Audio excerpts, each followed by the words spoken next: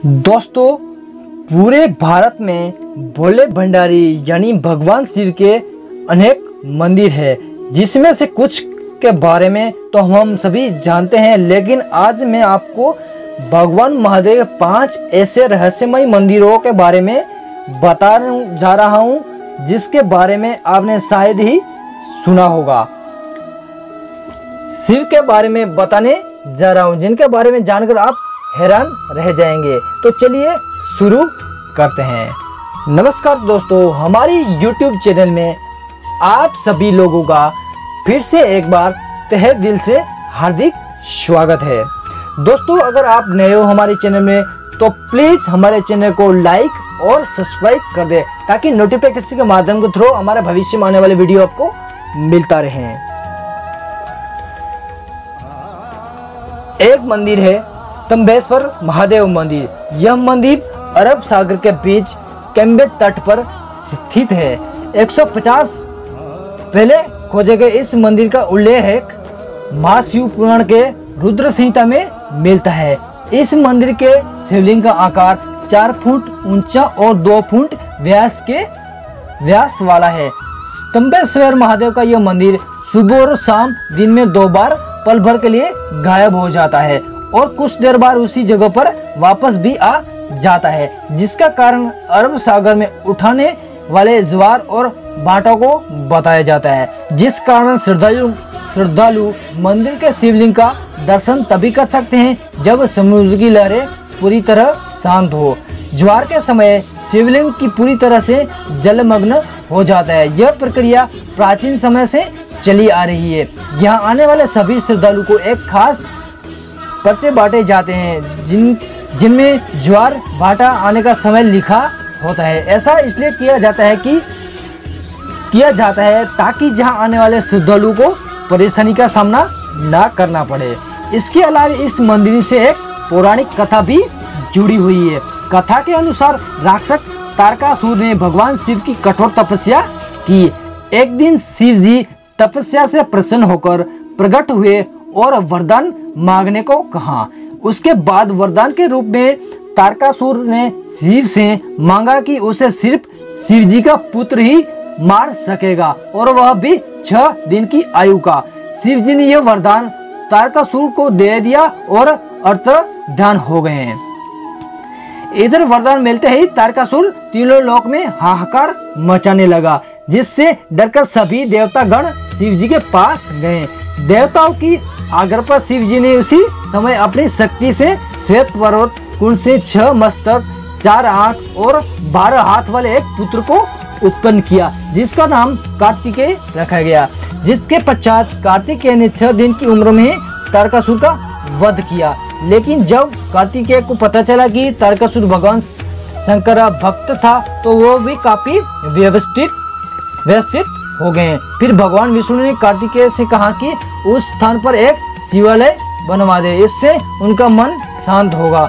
भगवान कार्तिकेय ने ऐसा ही किया। फिर सभी देवताओं ने मिलकर वहीं सागर संगम तीर्थ पर विश्वनंदन स्तंभ की स्थापना की, जैसे आज स्तंभेश्वर तीर्थ के नाम से जाना जाता है।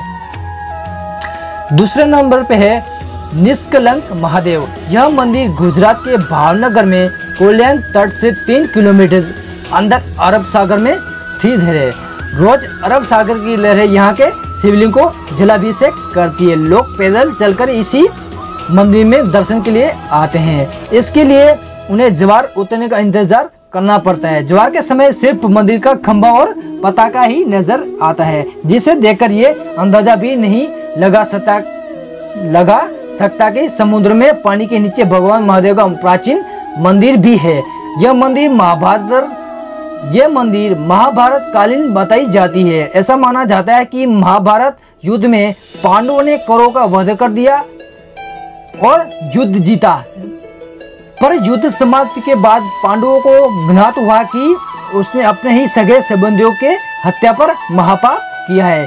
इसी महापाप से छुटकारा पाने के लिए पांडव भगवान श्री कृष्ण के पास गए, जहां श्री कृष्ण ने पांडवों को पाप से मुक्ति के लिए एक काला ध्वज और एक काली गाय सौंपी और पांडवों को गाय का अनुसरण करने से करने को कहा और कहा कि जब गाय और ध्वज का रंग काले से सफेद हो जाए तो समझ लेना कि तुम सबको पाप से मुक्ति मिल गई है। साथ ही श्री कृष्ण ने पांडवों से यह भी कहा कि जिस जगह ये चमत्कार होगा वहीं पर तुम भगवान शिव की तपस्या भी करना।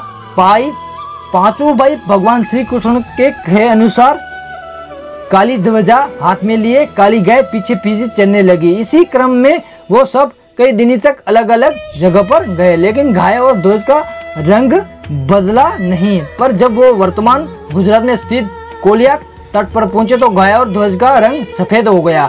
इससे पांचों पांडव भाई बड़े खुश हुए और वहीं भगवान शिव का ध्यान करते हुए तपस्या करने लगे। तभी से इस मंदिर को वहां से स्थित माना गया है। तीसरे नंबर पर मंदिर आता है अंचलेश्वर महादेव मंदिर।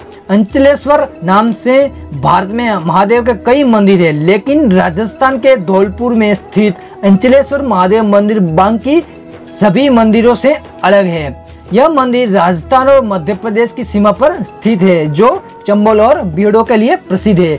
भगवान अंचलेश्वर महादेव का यह मंदिर इन्हीं दुर्गम बीड़ों के बीच स्थित है। इस मंदिर का शिवलिंग जो दिन में 3 बार रंग बदलता है। सुबह में शिवलिंग का रंग लाल होता है, दोपहर में केसरिया और जैसे शाम होती है शिवलिंग का रंग सांवला हो जाता है। इन रंगों के बदलाव के कई रहस्य कोई नहीं जान सका। अंचलेश्वर महादेव का यह मंदिर भी काफी प्राचीन है, क्योंकि मंदिर का यह इलाका डाकू से प्रसिद्ध था, जिस वजह से यहाँ काम श्रद्धालु आते थे। साथ यहाँ तक पहुँचाने का रास्ता भी बहुत ही पथरीला और उबड़ खबड़ वाला था। पर जैसे जैसे भगवान के बारे में लोग जानने लगे, यहाँ पर भक्तों की भीड़ जुटने लगी। इस शिवलिंग की एक और अनोखी बात यह है कि इस शिवलिंग के छोर का आज तक पता नहीं चला है। कहते हैं कि बहुत समय पहले एक बार भक्तों ने शिवलिंग की गहराई को जानने के लिए इसकी खुदाई की, पर काफी गहराई तक खोदने के बाद भी इसके छोर का पता आज तक नहीं चला। अंत में भक्तों ने इसे भगवान का चमत्कार मानते हुए खुदाई बंद कर दी। भक्तों को माना कि भगवान अंचलेश्वर महादेव भक्तों की सभी मनोकामना पूरी करते हैं। कैलाश महादेव मंदिर। लंकेश्वर महादेव मंदिर। ऐसा माना जाता है कि इस मंदिर की स्थापना भगवान राम ने खड़ और दूषण के वध के लिए प्रचार अपने भाई लक्ष्मण के कहने पर की स्थापना की थी। लंकेश्वर महादेव मंदिर के गर्भगृह में एक शिवलिंग है, जिसकी स्थापना स्वयं लक्ष्मण ने की थी। इस शिवलिंग में 1 लाख छिद्र है, इसलिए इसे लक्षलिंग भी कहा जाता है। इसी लाख छिद्रों में से एक छिद्र ऐसा है जो कि पातालगामी है, क्योंकि उसमें जितना भी जल डालो वह सब उसमें समा जाता है। लेकिन एक छिद्र अक्षय कुंड है, क्योंकि उसमें जल हमेशा ही भरा रहता है। लक्षलिंग पर चढ़ाया गया जल मंदिर के पीछे कुंड में भी चले जाने की मान्यता है, क्योंकि कुंड भी कभी सूखता नहीं। लक्षलिंग जमीन से करीब 30 फुट ऊपर है और इसे स्वयंभू लिंग भी माना जाता है। नेक्स्ट आता है बिजली महादेव मंदिर। भगवान शिव के अनोखो अद्भुत मंदिरों में से एक है हिमाचल प्रदेश के कुल्लू में स्थित बिजली महादेव मंदिर। कुल्लू का पूरा इतिहास बिजली से जुड़ा हुआ है। कुल्लू शहर में व्यास और पार्वती नदी के पास संगम के पास एक ऊंचे पर्वत पर बिजली महादेव का प्राचीन मंदिर है। पूरी कुल्लू घाटी में ऐसी मान्यता है कि ये घाटी ही एक विशालकाय सांप का रूप है। इस सांप का वध भगवान शिव ने किया था। जिस स्थान पर मंदिर है वहाँ शिवलिंग पर हर 12 वर्ष बाद आकाश से भयानक बिजली गिरती है। बिजली गिरने से मंदिर का शिवलिंग खंडित हो जाता है। यहाँ एक पुजारी खंडित शिवलिंग के टुकड़े को एकत्रित कर मक्खन के साथ उसे जोड़ देते हैं। कुछ समय बाद शिवलिंग ठोस रूप में परिवर्तित हो जाता है। इस शिवलिंग पर हर 12 साल में बिजली क्यों गिरती है, इसके लिए बिजली क्यों गिरती है, इसका राज अभी तक अकबंद है। तो दोस्तों आज के वीडियो में बस इतना ही है। अगर हमारा चैनल आपको अच्छा लगे तो लाइक शेयर और सब्सक्राइब करना ना भूलें। तब तक इजाजत मांगते हैं। जय हिंद जय भारत।